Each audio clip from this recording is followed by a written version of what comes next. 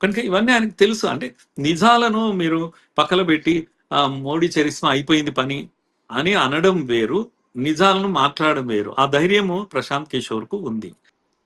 ప్రశాంత్ కిషోర్ గెలవడము ఎక్కడో గెలవలేదు. అంటే మొన్న బీజేపీ జాతీయ అధ్యక్షుడు నవీన్ యొక్క నియోజకవర్గం నుంచి ఆయన గెలిచాడు కదా! అని నేను అనుకుంటున్నా. అవును.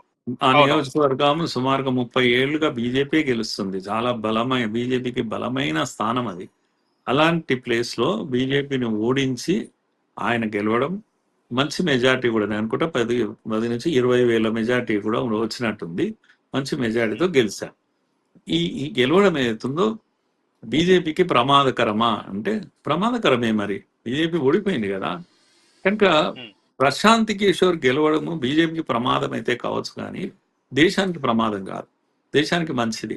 ఎందుకంటే ప్రశాంత్ కిషోర్ దగ్గర కొన్ని ఐడియాస్ ఉన్నాయి. రాజకీయమైన ఐడియాస్ ఉన్నాయి. కనుక ఆయన కేవలం వ్యూహకర్తనే కాదు. ప్రజా సమస్యలను కూడా ఆయన్నే ఎన్నోసార్లు అన్నాడు. మోడీని ఇంకా 30 ఏళ్ళు ఎవరు ఓడించలేరు. ఎందుకంటే ఆయన దగ్గర వ్యూహం ఉంది. ప్రజలతో వెల్ కనెక్టెడ్ ఆయన. ఆయనకు సిద్ధాంతం ఉంది. ఆయనకు ఒక పార్టీ ఉంది. ఇవన్నీ ఆయన్నే చెప్పాడు.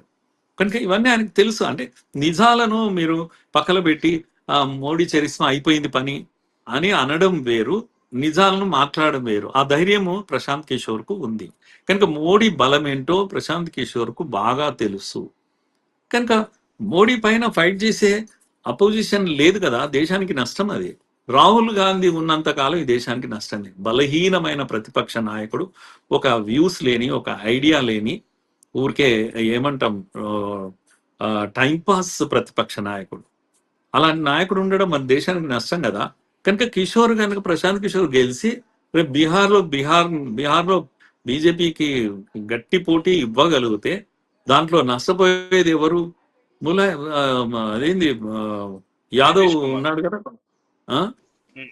కాదు, నితీష్ కుమార్.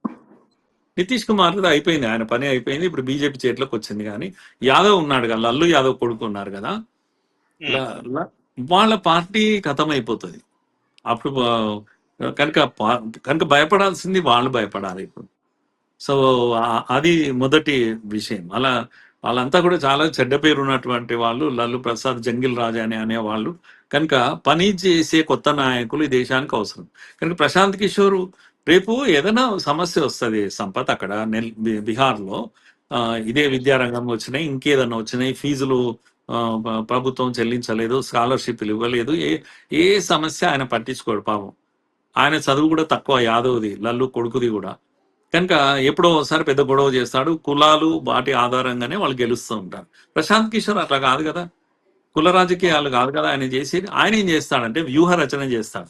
ఈ సమస్యను తీసుకొని ప్రజల మధ్యకి వెళ్తే నాకు పాపులారిటీ వస్తుంది, ప్రజలు నన్ను ఇది చేస్తారని మూమెంట్స్ తయారు చేస్తాడు. చేసినప్పుడు అప్పుడు బీజేపీ కూడా భయం వేస్తుంది.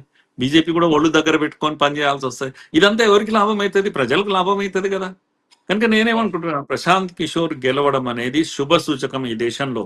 కనుక రాబోయే తరాల్లో ఇలాంటి కమిటెడ్ లీడర్స్ ప్రజలకు కమిట్ అయ్యి వ్యూహరచన చేసుకొని ప్రజల మధ్యలో ఉండి కుల రాజకీయాలు కాకుండా ప్రజా సమస్యల ఆధారంగా ఉద్యమాలు చేసే, లేకపోతే బొద్దింకలు వీటిని నమ్ముకొని రాజకీయాలు కాదు, ప్రజా సమస్యలు తీసుకోవాలి కదా, మీరు టేకప్ చేసి పోవాలి. కానీ ఈ విధంగా విదేశీ ప్రేరిత ఉద్యమాలు చేయాల్సిన అవసరం లేదు.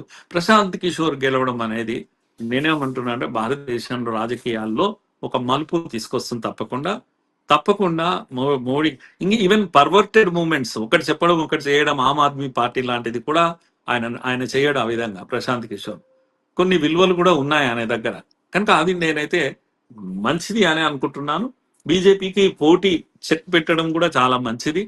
మాకెవరు ఎదురులేరు అనేటువంటి ఈ పరిస్థితి నుంచి కాస్త ఏమైనా మైండ్ లో ఉంటే కూడా పొగురు అలాంటిది దించుతారు, భూమిపైకి వస్తారు. ఇవన్నీ మంచిదనే అనుకుంటున్నాను సంపత్.